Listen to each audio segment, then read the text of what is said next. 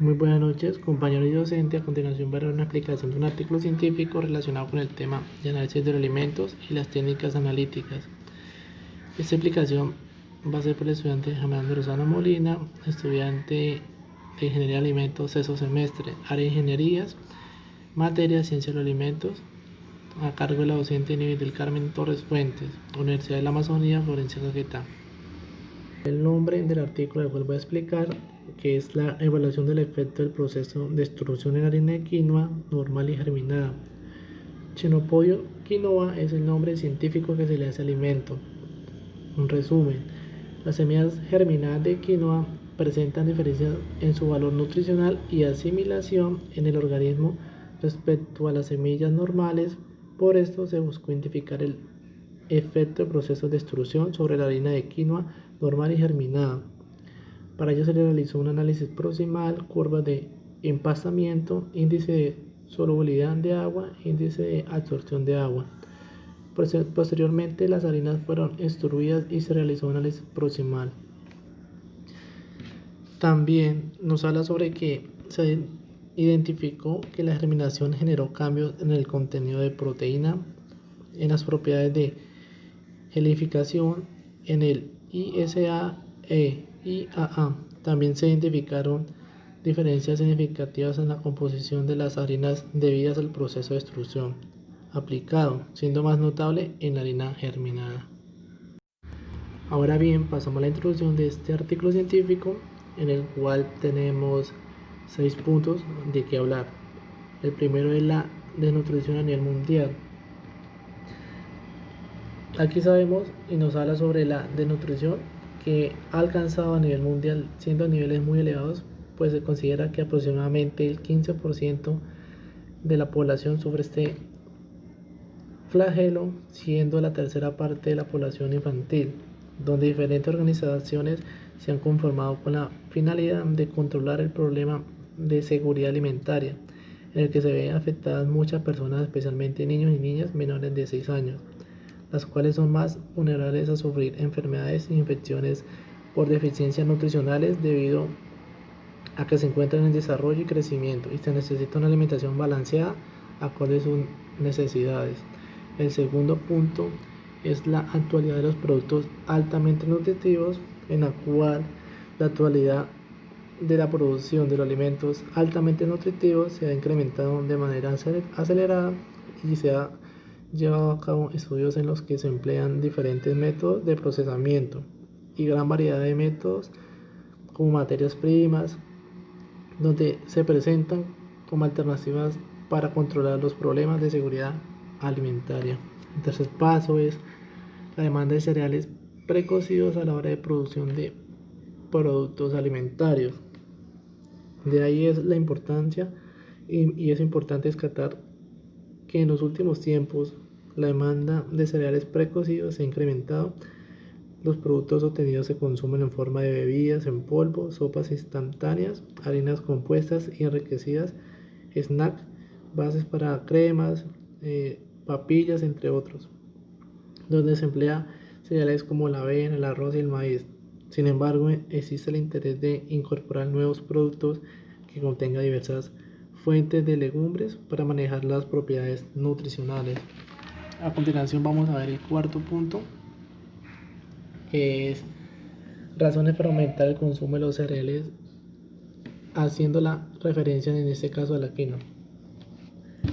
Entre las razones se pueden mencionar para explicar dicho aumento del consumo, destacando la revalorización de los cereales como alimento y como la exigencia del consumidor, el ahorro del tiempo y la comodidad, junto con la variedad en sabores, tamaño, textura, valor nutricional, entre otros, son características que se ven reflejadas en el consumidor a la hora de buscar y reconocer un producto de buena calidad. Una alternativa considerada ha sido la quinoa, la cual es un producto rico en proteínas y carbohidratos, cultivada por muchos años en América. Siendo un pseudo cereal, lo coloca como uno de los alimentos más característicos de Sudamérica por su composición nutricional y facilidad de adaptación a los diferentes climas de los países andinos. Pasamos al quinto, que dice manera de incrementar la composición de granos y semillas. Una manera de incrementar la composición nutricional de granos y semillas es la germinación, la cual puede aumentar considerablemente los nutrientes, además que es una práctica de bajo costo y fácil de realizar. Investigaciones realizan que han demostrado que los nutrientes son aprovechados de una manera efectiva por su fácil asimilación y su alta digestibilidad. Y por último, el último punto, que es la obtención de alimentos instantáneos con calidad nutricional aceptable. En este punto, procurando brindar nuevas opciones para la obtención de alimentos instantáneos con calidad nutricional aceptable. En esta investigación se hace una evaluación de efectos del proceso de extrusión sobre los componentes nutricionales y características físico-químicas de harinas procedentes de la quinoa normal y de la quinoa germinada, mediante la evaluación de propiedades físico-químicas de cada una. Por ello, a cada harina se le hace como un análisis tanto sensorial como análisis analítico, en el cual se hace un empastamiento, un índice de absorción de agua, índice de solubilidad de agua. Siendo así, donde llegamos a, por último, el centro y el que abarca todos esos puntos, que es la importancia y la implementación de la quinoa, tanto en los alimentos como tanto a la hora de nutrición, de buena alimentación. A continuación vamos a hablar sobre los métodos en el cual abarca los equipos. Vamos a hablar sobre una maquinaria que hace el proceso de extrusión, donde se abarca un tornillo simple compacto, y la marca de este equipo es Hake Polyvat. Y vamos a hablar un poco más sobre este equipo, en el cual consta un tornillo sin fin de 475 milímetros de longitud y 19 milímetros de diámetro. Consta de un barril de extrusor donde posee 3 zonas independientes, el cual da calentamiento o enfriamiento. También posee una relación con compresión del tornillo, donde fue de un tornillo de 5x1. También vamos a hablar sobre la obtención de las curvas de empastamiento, donde se utilizó un equipo llamado reómetro. La marca de este equipo es TA Instrumental. Ahora pasamos a hablar sobre los análisis proximal, donde este constó de 5 pruebas, las cuales se relacionan a continuación y se indica la norma en la que se basó el procedimiento aplicado. Primero, determinación de humedad, norma GTC 1. ¿Esa norma qué es? Es una norma de guía técnica colombiana, la cual tiene como propósito brindar herramientas que faciliten la gestión documental en las organizaciones, con el fin de simplificar y organizar la presentación y el manejo de la comunicación impresa y electrónica. Segunda es la determinación de ceniza, norma ISO 217. Esta lo que hace es determinar el rendimiento de los cereales, legumbres y subproductos en la determinación de cenizas y humedad. La siguiente es la determinación de proteínas, norma ISO 1871, que esta es una norma que abarca todos los riesgos de seguridad relacionados con su uso. La siguiente es una determinación de lípidos y fibra bruta, norma técnica colombiana NTC 668. Es una norma colombiana que determina el contenido de grasa y fibra cruda en los alimentos y materias primas. Todos esos análisis proximales fueron desarrollados por Laboratorios Ángel, que está ubicado en Cali, Colombia. A continuación vamos a hablar sobre el proceso de extrusión, donde se desarrolló en el Laboratorio de Radiología y Empaque de la Universidad del Cauca. Este procedimiento fue realizar pruebas preliminares empleando perfiles de temperatura y porcentaje de humedad similares a los reportados en otros estudios. ¿Cuáles fueron estos porcentajes de temperatura y humedad? Los cuales fueron 96 grados centígrados, 115 grados centígrados, 111 grados centígrados, 100 grados centígrados. Esto fue gracias a los tratamientos que se le hizo con la harina de quinoa, tanto normal como germanizada. Vamos a hablar sobre las curvas de empastamiento, la cual se obtuvieron curvas de empastamiento para los dos tipos de harina de quinoa, con el fin de determinar los cambios de la temperatura de gelatinización y la viscosidad final del gel formado debido al proceso de la germinación. Se utilizó un reómetro rotacional equipado con una celda de empastamiento para almidones. Ese proceso fue aplicado y consistió en pesar 25 gramos de base seca de harina de quinoa normal o harina germanizada, los cuales se despesaron en 25 miligramos de agua. Luego se agitó la mezcla y se introdujo a una celda de análisis de equipo. Después de eso se llevó a cabo una etapa de acondicionamiento a una temperatura de 50 grados durante un tiempo de 30 segundos con una velocidad angular. Luego se realizó una rampa de calentamiento a 12,2 grados centígrados hasta que la muestra alcanzó un 90 grados centígrados, donde se mantuvo constante en un tiempo de 2,3 minutos. Luego se ejecutó una rampa de enfriamiento a 12,2 grados centígrados hasta que la temperatura mostró una temperatura de 50 grados. Se mantuvo constante durante 2 minutos y finalmente se redujo la temperatura hasta los 30 grados centígrados, momento en el que terminó la prueba. A continuación voy a hablar sobre otro de los métodos que se realizó en este artículo científico, en esta prueba, y uno de ellos es el índice de absorción de agua, que es el IA, y el índice de solubilidad en agua, que es el ISA. Vamos a dar el concepto de estos dos procesos, que el primero incluye un conjunto de actividades heterogéneas de transformación de productos agrícolas o ganaderos que tienen un objetivo común, la alimentación de los seres humanos. La ISA son iniciativas de seguridad alimentaria basadas en una estrategia de organización comunitaria y de participación familiar. Ahora vamos a ver cómo fue el método de estas dos, donde se secaron 12 tubos Falcon para centrifugar en una estufa. Esta estufa fue Fisher Scientific a 60 grados centígrados por 2 horas, alcanzando un peso estable. Una vez obtenidos estos dos datos, se pesó en cada tubo una muestra representativa de cada harina. Para el caso este fue 1,25 gramos. A esta cantidad se le agregaron 30 miligramos de agua destilada precalentada a 60 grados centígrados durante 30 minutos. Y la suspensión se agitó luego de 10 minutos de iniciar el calentamiento.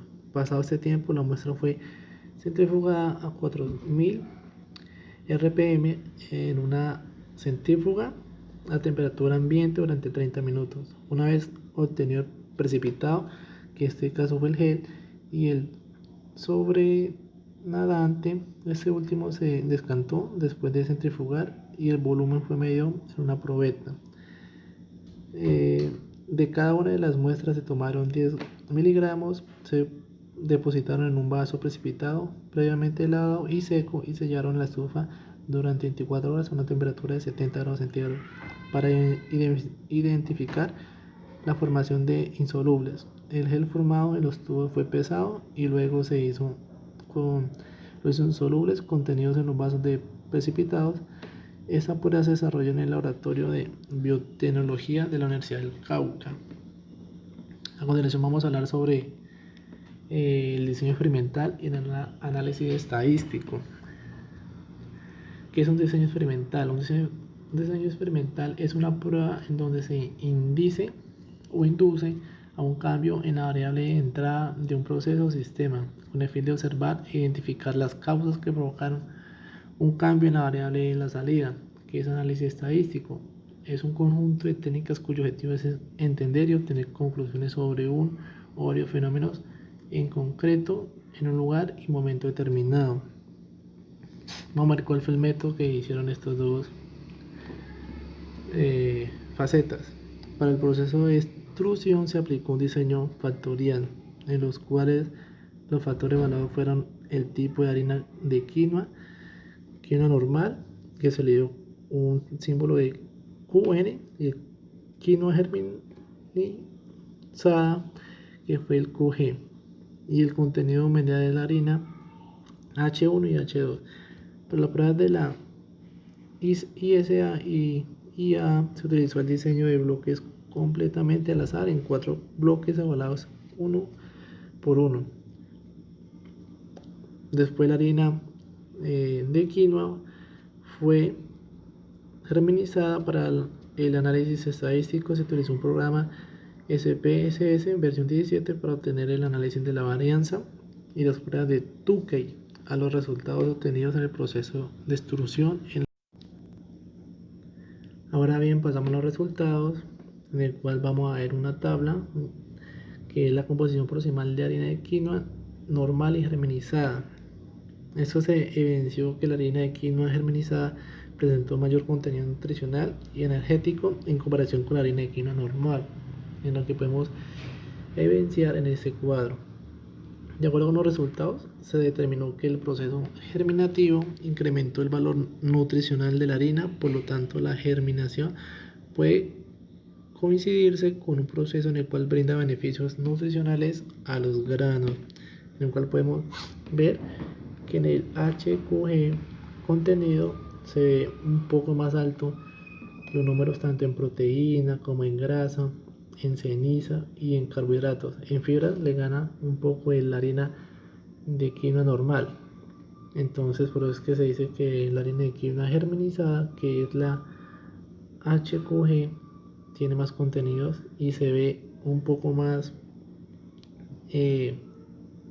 beneficiosa para este tratamiento. A continuación vamos a hablar sobre la extrusión, que de acuerdo con los datos obtenidos, una vez se finalizó el proceso de extrusión, se observó que para la harina normal y germinada, el torque del tornillo inicial se incrementó hasta un momento en el que luego se disminuyó, a esta medida que la harina pasa por diferentes perfiles de temperatura, donde vemos los tratamientos que por 30 grados, por 30 grados, también vemos por 20 grados y por 20 grados. Entonces, con esto podemos ver, digamos, los tratamientos que hicieron en los resultados que se puede ver. Entonces vamos a ver acá cómo fue el método, que dice que de acuerdo a lo reportado en el estudio, en este caso a medida que la temperatura se incrementa, el comportamiento de las proteínas es secundario, siendo la gelatización del almidón el principal responsable de las variaciones del torque. Durante esa etapa los gránulos de almidón absorben el agua disponible en el medio y se hinchan, mientras que las cadenas de amilosa se lixivian en la fase acuosa intratragular, promoviendo el incremento de la viscosidad y por siguiente el aumento del torque. Esto quiere decir cuando hablamos de que el torque aumentó y después se disminuyó, porque cuando absorbe agua, esta harina empieza a tener viscosidad y entonces empieza a tener viscosidad a la hora de hacer girar el torque. Continuando con los resultados de este artículo científico, vamos a hablar sobre el resultado del análisis proximal, donde veremos acá una tabla que vamos a ver los resultados obtenidos por los análisis proximales, donde hubo disminución de porcentaje de humedad a consecuencia de la extrusión con respecto a la harina de quinoa normal y germinar sin extruir. Eso presenta como una consecuencia de la humedad de la materia prima y la temperatura final alcanzada durante el proceso de extrusión, que ese proceso fue a cabo con una temperatura de 105 grados centígrados. Es importante destacar que la humedad es un factor suficiente para deteriorar las harinas extruidas con cierta rapidez, ya que la humedad deseable para productos extruidos como harinas precocidas debe estar entre 1 a 2 grados. Con respecto al contenido de proteínas, se puede observar que los porcentajes obtenidos en las harinas extruidas disminuyeron con respecto a los reportados en las harinas normales. Por otro lado, la disminución del contenido de grasa en la harina después del proceso de extrusión pudo deberse a la temperatura y velocidad del tornillo empleadas en el extrusor, lo cual probablemente ocasionó la degradación de lípidos. De esta forma podemos decir que los ácidos grasos presentes en la materia pueden formar complejos con la amilosa Por otra parte, podemos decir que para alimentos con bajos contenidos de carbohidratos complejos, el proceso de extrusión no afecta el contenido de la fibra, como son los cereales. Pero cuando el contenido de carbohidratos complejos es alto, como las leguminosas, la extrusión puede aumentar el contenido de fibra cruda. Durante ese proceso de extrusión, el almidón sufre una degradación molecular por la temperatura, humedad y velocidad del tornillo extrusor. Así que las condiciones aplicadas para esta investigación pudieron haber logrado una degradación en un componente, obteniéndose materias de menor peso molecular, tales como la destrinas. Asimismo, se ha sugerido que el descenso del contenido de carbohidratos en los procesos de extrusión se debe a reacciones de transglucosidad, las cuales generan enlaces glucosídicos apíticos que no son reconocidos por enzimas amilosas.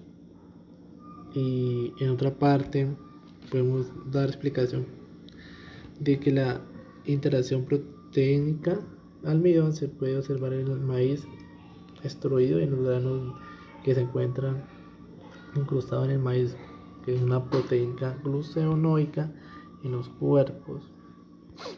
Eso quiere decir que todos esos elementos que se usaron, tanto la harina, quinoa normal y germinizada, como el maíz y legumbres, hicieron un factor de análisis un poco como más centrado en destacar las proteínas, la grasa, la ceniza, la fibra aguda y los carbohidratos, para ver si en este caso se podían obtener o se podían eliminar haciendo ese análisis.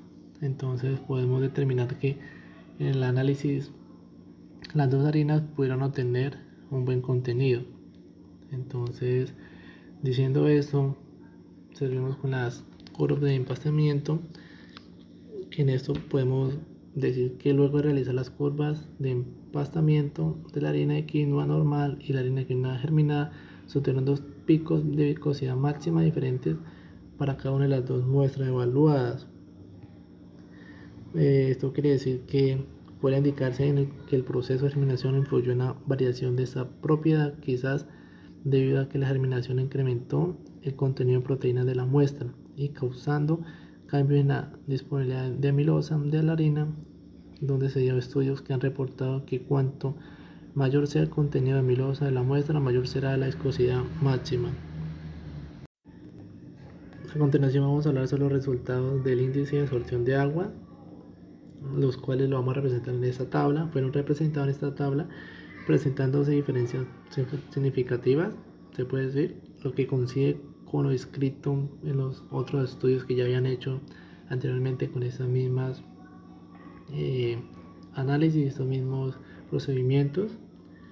La prueba de Tukey generó tres subconjuntos indicando que la harina de quinoa normal extruida, que es la HQNE, fue el tratamiento con mayor valor en esta propiedad. Otra investigación argumenta que la temperatura de cocción incrementa el índice de absorción de agua de diferentes grados. La desnaturalización de proteínas, la gelatinización de almidón e hinchamiento de la fibra cruda que ocurre durante la extrusión podrían ser responsables del incremento del índice de absorción de agua de productos extruidos.